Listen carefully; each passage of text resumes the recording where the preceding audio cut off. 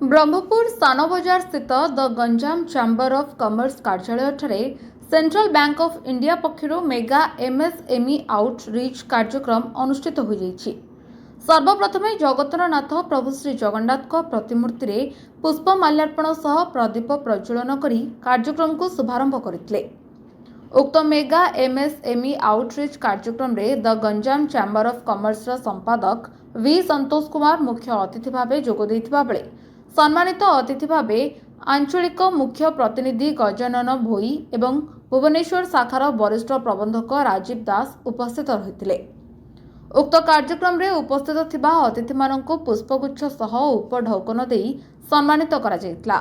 ब्रह्मपुर मुख्य शाखार शाखा प्रबंधक शेख शेर खान, ब्रह्मपुर खलिकोट कॉलेज शाखार शाखा प्रबंधक एस संध्याराणी, पितल शाखार शाखा प्रबंधक अनिल बेहरा, छत्रपुर शाखार शाखा प्रबंधक विवेक मल्लिक, गणिया शाखार सुमंत पृष्टि, नयागढ़ शाखार शाखा प्रबंधक आलोक पुरोहित, ब्रह्मपुर सहकारी प्रबंधक सोनाली बेहरा उपस्थित रही सेंट्रल राइस मिल एवं सेंट्रल होटेल उपरे आलोकपात करथिले। उक्त मेगा एमएसएमई आउटरीच कार्यक्रम रे पाखापाखि 100 जन ग्राहक उपस्थित रहिथिले। सेथिमध्यरु 11 कोटी 2 लाख टंकार लोन मंजूरी होइतिबा समस्त ग्राहक माननकु चेक प्रदान करा जायतिला। अन्य बैंक तुलना रे एही बैंक बहुत कम समय भितरे ग्राहक माननकु लोन प्रदान करि आसुछि। शाखा को किपरि भाबरे आगकु बढ़ाइबा सह बैंक रो बिजनेस को किपरि आगकु बढ़ाइतिले सही उपरे मध्य आलोकपात करा जायतिला। ग्राहक माने कम दिन रे लोन पाई बहुत खुशी अनुभव करथिले। एही संपूर्ण कार्यक्रम को सहकारी प्रबंधक सोनाली बेहरा सुचारू रूपे परिचालना करथिले। Bureau report Om TV Odisha. मु बी Santosh Kumar Ganjam chamber of commerce under secretary.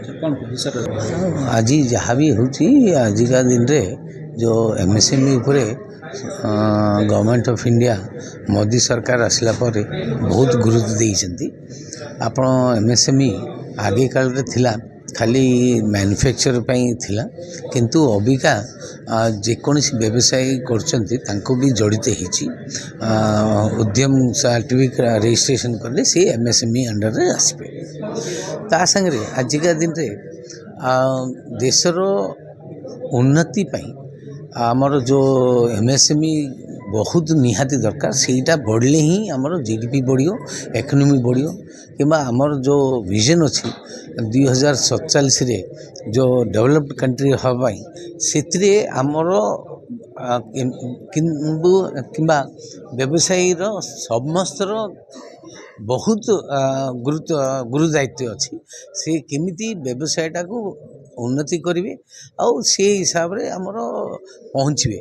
आउ बैंक भी बहुत बिग रोल अच्छी। से होचंती इकोनॉमी डेवलपमेंट ब्रिज होचंती व्यवसायी को किंबा मैन्युफैक्चरर को किंबा सरकार इकोनॉमी बढ़िया ब्रिज होचंती। से होचंती बैंक। सेति बैंक भी चाहूचंती अति शीघ्र जेति कस्टमर हे परियो जेति हे परले करिया पे से हिसाब रे एमएसएमई आउटरीच मीटिंग गुड़ा करा जाउची, जो द्वारा कि हम एका संगे अधिकांश कस्टमर को देखा जाउ। ना Gajanan Bhoi, assistant general manager, deputy regional head, regional office Bhubaneswar, central bank of India.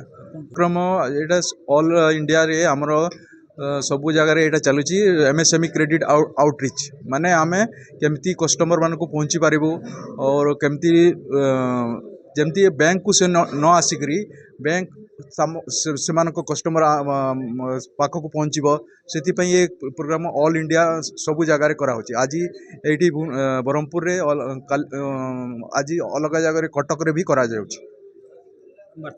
वास्तव में से माने निजे निजे कस्टमर गुड़ाक जमती बैंक कस्टमर को हेल्प कर माने कस्टमर मान को बैंक हेल्प करवा सेमती कस्टमर माने बैंक को हेल्प करी नुआ नुआ प्रपोजल मान को प्रोवाइड करिवार बैंक सहित जड़ित हेबे बोली मुझे आशा करे। विवेक चंद्र मलिक है, छतरपुर शाखा का मैं प्रमुख हूँ।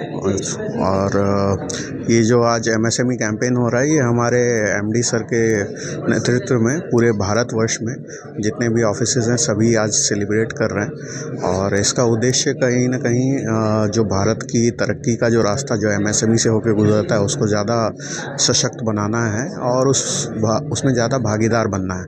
इसके तहत जैसे हम लोगों ने यहाँ पे किया है, बरहमपुर में हमने ये आयोजन किया है जिसमें कि आसपास की 6 शाखाओं ने भाग लिया है और तकरीबन 12 करोड़ का लोन सैंक्शन यहाँ पे दिखाया गया है। इसी तरह का एक आयोजन भुवनेश्वर में भी हो रहा है जहाँ पे कि वहाँ की शाखाओं ने किया है और वहाँ पे भी एक भव्य आयोजन के तहत एमएसएमई उद्यमियों को सहायता प्रदान की गई है। इन सभी चीज़ों के अंतर्गत जो बैंक का उद्देश्य है कि एमएसएमई को न सिर्फ हम बढ़ावा दें बल्कि उनके लिए जो आने वाले एक विकसित भारत की जो कल्पना है उसको भी हम लोग साकार करें। शेख शेर खान है, बरहमपुर ब्रांच हेड हूँ। एमएसएमई आउटरीच कैंपेन जो है सर मार्केट में पेनेट्रेट करने के लिए होता है, किए गए हैं। इससे क्या ना लोग को भी एम्प्लॉयमेंट अपॉर्चुनिटी बढ़ता है। एमएसएमईज भी इंडिया में शाइन करेंगे तो इंडिया का जीडीपी भी बढ़ेगा। जी, और बैंक के लिए भी बहुत फ़ायदा है, मतलब it's a win win situation. मु Shri Rajiv Kumar Das, regional office Bhubaneswar credit department कार्यरत अच्छी।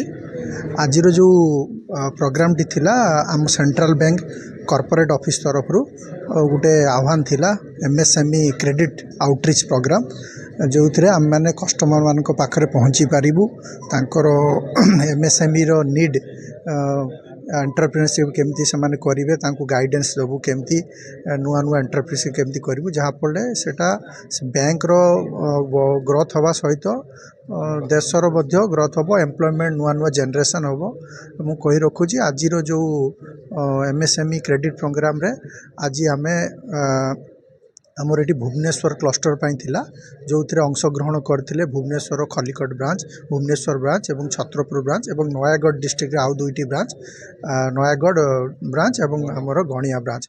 एवं आम यही कैंप रे आज आम टोटाल 11 करोड़ 52 लाख आज आम सैंक्शन देचु जो कि आगामी दिन में सेगुड़ा डिसबर्समेंट गोटे मास भितर संपन्न हो। Narayan Biswasara Biswasara exporter MD central bank सहित मुझे 2024 जोड़ी हेली और मत भल सर्विस मत बैंक दूसरी और रिसेंटली मत बर्तमान आज जो देले 1.5 कोटी टंका 1.5 मु जानी नी मत एत हठात सैंक्शन करेंगे विदाउट 15 दिन भितर मत मैडम सैंक्शन करदे 1.5 कोटी टंका। मुझे जहाँ चाहिए सेंट्रल बैंक मत साहय कर हम बोली आशा सेंट्रल बैंक जोड़िया आशा आगू गोटे फूड प्रोसेसिंग यूनिट श्रिम्प मोर करने गोटे प्रपोजल अच्छी जो ना हूँ श्रीकांत सेनापति। आमर होटेल अच्छी छत्रपुर साधारणानंद होटेल। मु आज की 2-3 वर्ष है सेंट्रल बैंक सहित जड़ित अच्छी। Previously union bank of India सहित आम गोटे 20 इयर्स है बिजनेस करूँ बट ए जो आम 3 वर्ष जी ग्रोथ कर सेंट्रल बैंक सहित जड़ित हो बहुत प्राउड फील करूँ। लास्ट टाइम जो लोन अप्लाई करूँ जस्ट अप्लाई कर 2 दिन पर सार डके आम डॉक्यूमेंट प्रोसीडर सब 2 दिन भर दे देलु। आम कुआड़ जा दरकार ना सार निजे फोन कर सार A to Z कले इवेन मोर अकाउंट भी सार कहले डिडक्ट हम करिया ना हाँ सार कर दिंतु कही सेंट्रल बैंक सहित मुझे दिन अच्छी सुविधा पाई आगू बेले एप्रोच कर लोक सेंट्रल बैंक सहित आसतु जड़ित हूँ।